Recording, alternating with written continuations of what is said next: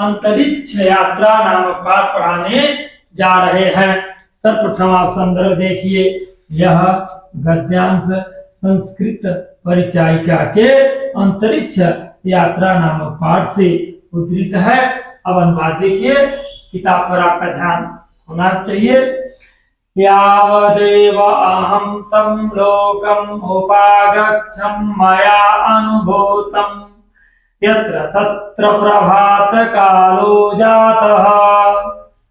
जब मैं उस लोक में पहुंचा तो मैंने अनुभव किया कि वहां प्रातः काल हो चुका था। तत्रासीतयालोकः परं कुतः आगत इति न अज्ञायत।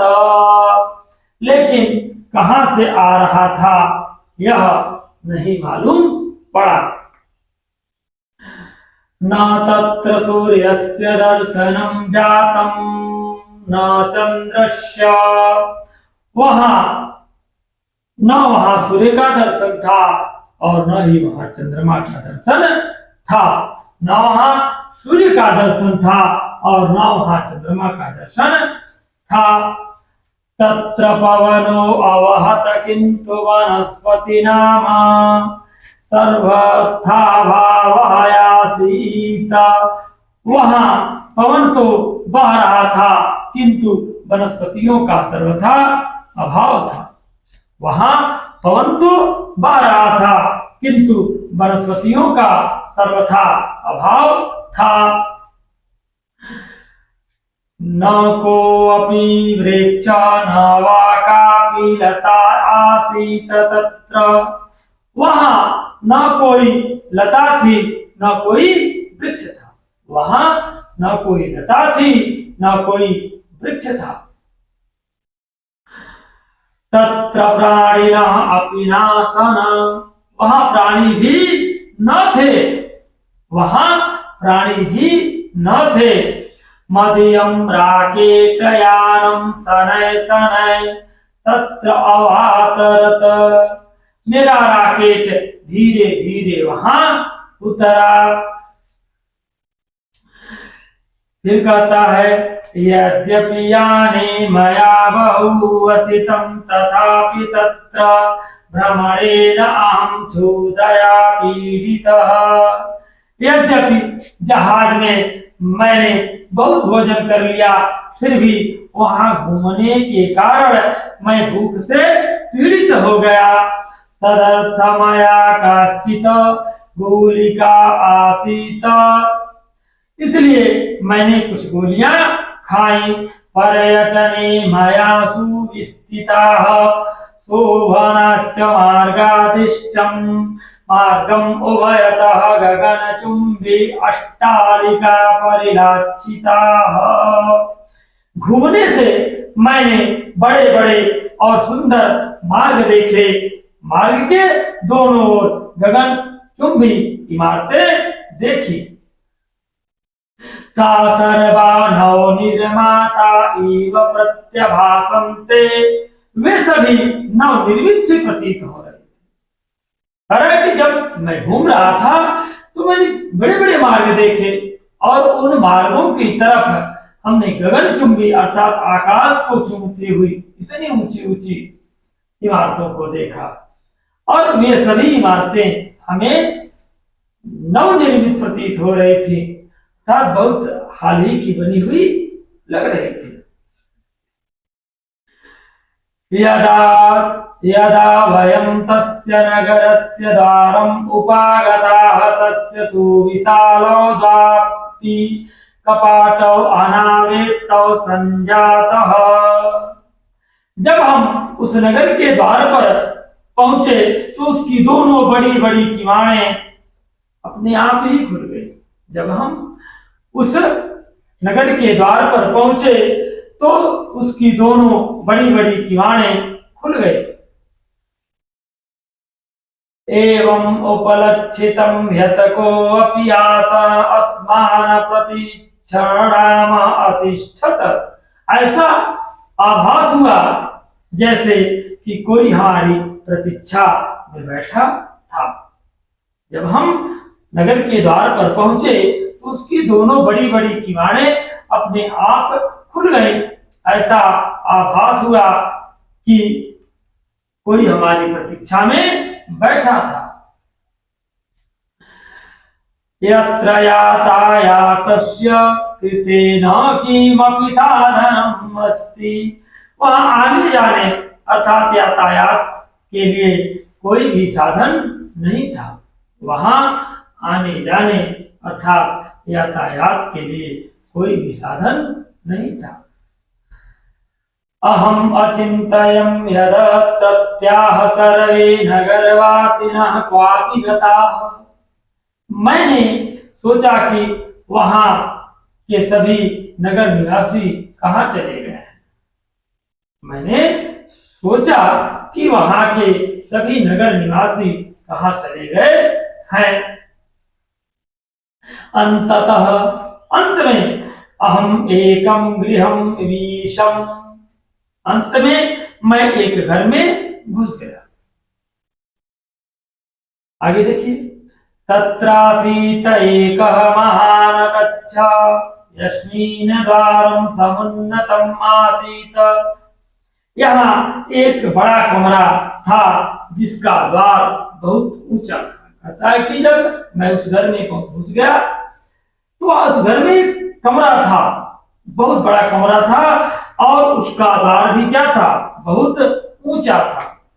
यहाँ एक बड़ा कमरा था जिसका द्वार बहुत ऊंचा था।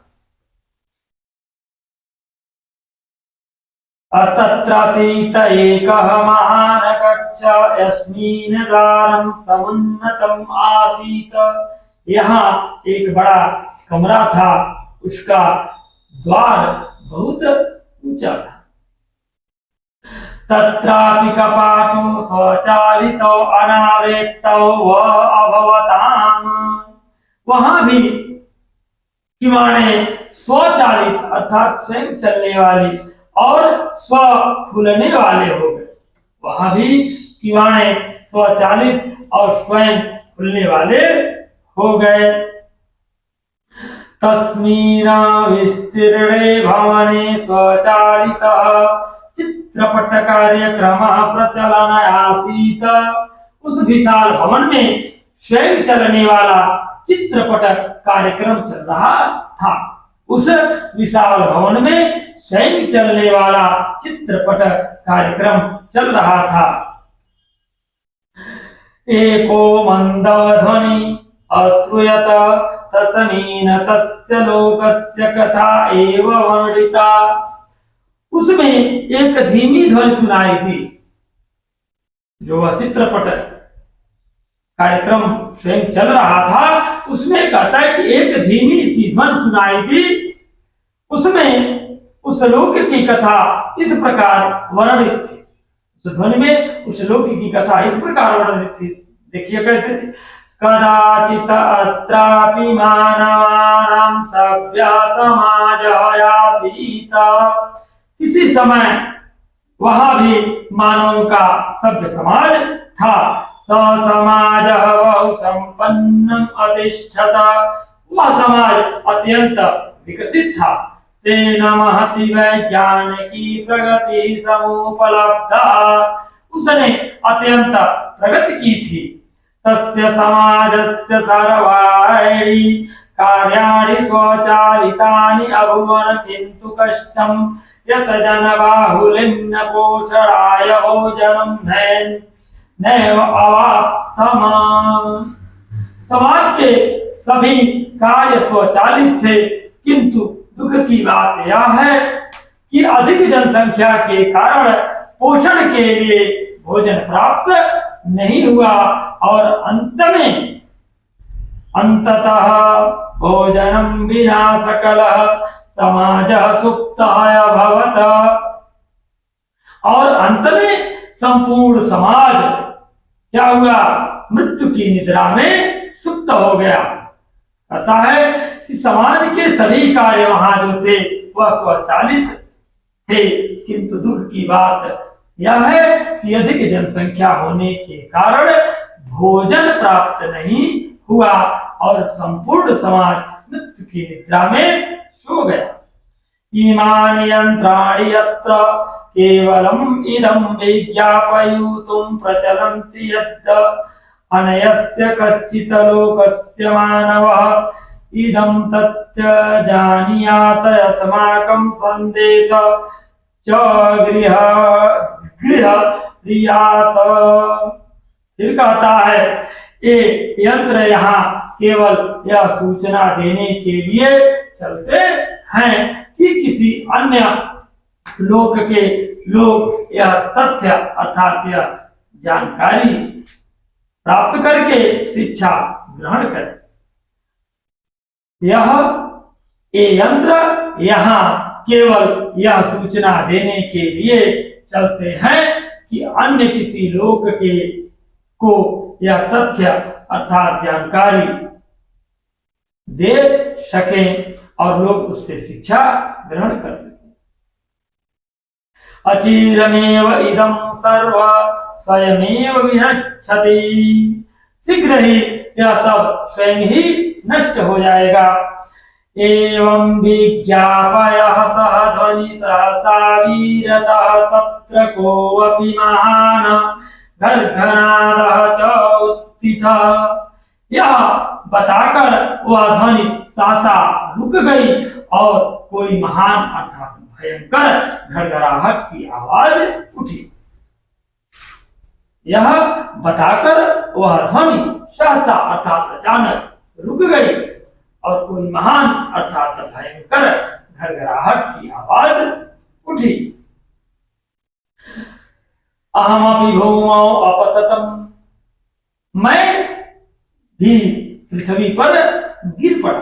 मैं भी जब भयंकर आवाज हुई घड़घड़ाहट की तो मैं भी क्या हुआ पृथ्वी पर गिर पड़ा। तदा यद अहम एकम विचित्रम स्वप्नम अपश्यत। तब हमें ज्ञात हुआ कि मैं एक विचित्र स्वप्न देखा था। तब ज्ञात हुआ कि मैंने एक विचित्र स्वप्न देखा था। कहता है कि यह बता करके वह ध्वनि अचानक रुक गई और एक महान अर्थात भयंकर घड़घड़ाहट की आवाज उठी। मैं पृथ्वी पर गिर पड़ा। तब मुझे ज्ञात हुआ कि मैंने एक विचित्र सपना देखा था। अहं वारं वारं अचिन्तयत यदि वयमपि अन्नोत्पादने रक्षणे च सावधानान् भवेम। मैंने बार बार विचार किया कि यदि हम भी अनाज के उत्पादन में और रक्षा करने में सावधानी नहीं बरतेंगे तो मैंने बार बार विचार किया कि यदि हम भी अनाज के उत्पादन में और रक्षा करने में सावधानी नहीं बरतेंगे तो तहर्यासमाकं पृथ्वी लोकः अपि तथैव संकटापन्नः भविष्यति। तो हमारा भूलोक भी उसी प्रकार से संकटग्रस्त हो जाएगा। तो हमारा पृथ्वी लोक भी उसी प्रकार से संकटग्रस्त हो जाएगा। यह पाठ आपका अंतरिक्ष यात्रा भी समाप्त हुआ। अगले दिन आपको अगला